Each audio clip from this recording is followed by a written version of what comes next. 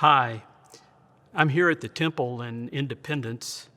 I come here occasionally during this time of primarily working remotely to simply come and think and pray about all the members and friends of the church throughout the world during this time of pandemic.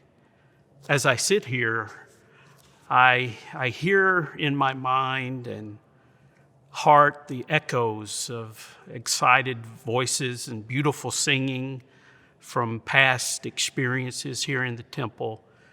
And like all of you, I certainly look forward to the time we will return to those kinds of gatherings and to have in-person fellowship with each other.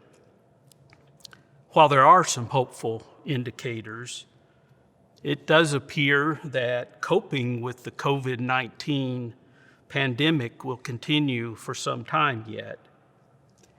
Being careful, informed, wise, and patient will be our watchwords in the months ahead. Recently, I became aware of a new book that I think is relevant to coping spiritually and emotionally with our current circumstances. It's titled The Healing Power of Human Connection in a Sometimes Lonely World by Veazey, MD, a former Surgeon General of the United States. It's a book about the importance of human connection, the hidden impact of loneliness on our health, and the social power of community, which especially grabbed my attention. Dr. Murthy wrote this book because of what he described as the rising physical and emotional toll of social disconnection that is increasing in the world. What he did not anticipate, he said, was the unprecedented test that our global community would face just as his book was going to press. And of course, he was talking about the COVID-19 pandemic and the need to socially distance ourselves to avoid major health risks. As Dr. Murthy stated, the public health imperative was, and I would insert is, clear. To save lives, we'd need to radically increase the space between us. But he goes on to explain, and I agree, that the term social distancing is somewhat unfortunate. It seems to imply relational as well as physical separation. If we could not meet, how can we connect? If we could not share the same space, how could we help each other? If we could not touch, how could we love? The phrase being used to help guard our health seems to condemn us to loneliness, which, according to Dr. Murthy, also is a major threat to human well-being. And of course, this predicament was intensified by growing polarization, division, and mistrust in society at large. Panic over the potential economic fallout drove some to ignore the official health mandates and even hoard emergency supplies. Resisting health mandates in some areas has prolonged needed separation. As Dr. Murthy described it, alongside the looming specter of global financial recession rose an equally disturbing prospect of what he termed a social recession. And I thought that was an interesting phrase, a social recession, a fraying of communal bonds that deepens in severity the longer we go without meaningful human interaction. Early on in the pandemic, in response to this kind of concern, world church leaders shifted from using the term social distancing to physical distancing in our communications. We need to maintain physical space and limit the number of interpersonal contacts beyond our immediate family to slow the spread of COVID-19.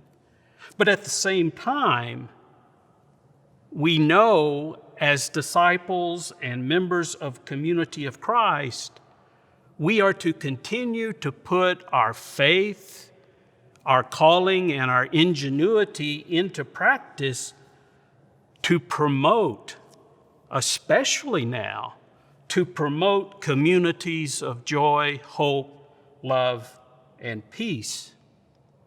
So what can we do to reach out to family, friends, and others to promote community and to avoid a relational recession that negatively impacts physical and emotional well-being?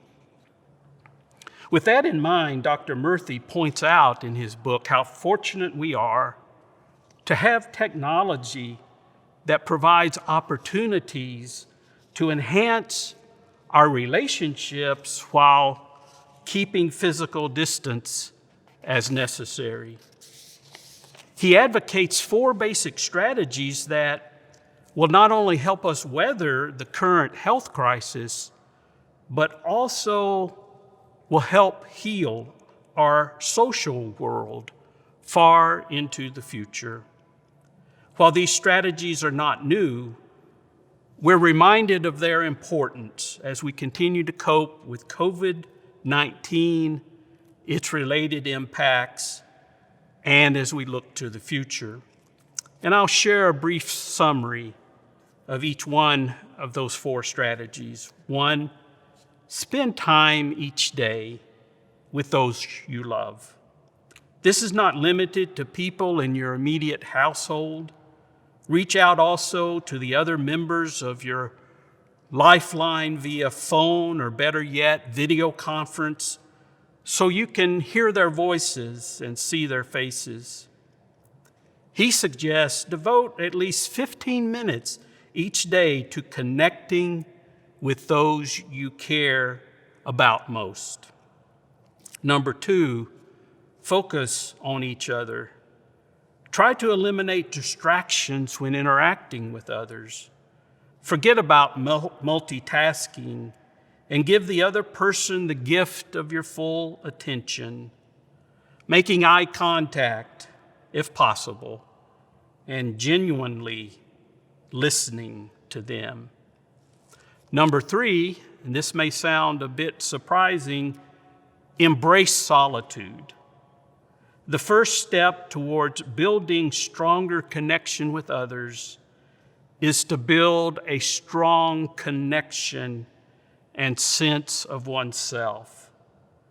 Solitude helps us to do that by allowing us to check in with our own feelings and thoughts, to explore our creativity, and to connect with nature.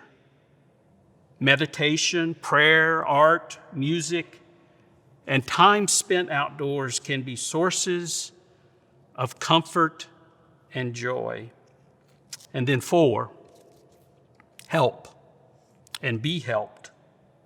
Service is a form of human connection that reminds us of our value, our purpose in life. Giving and receiving both strengthen our social bonds, our relationships, our sense of community.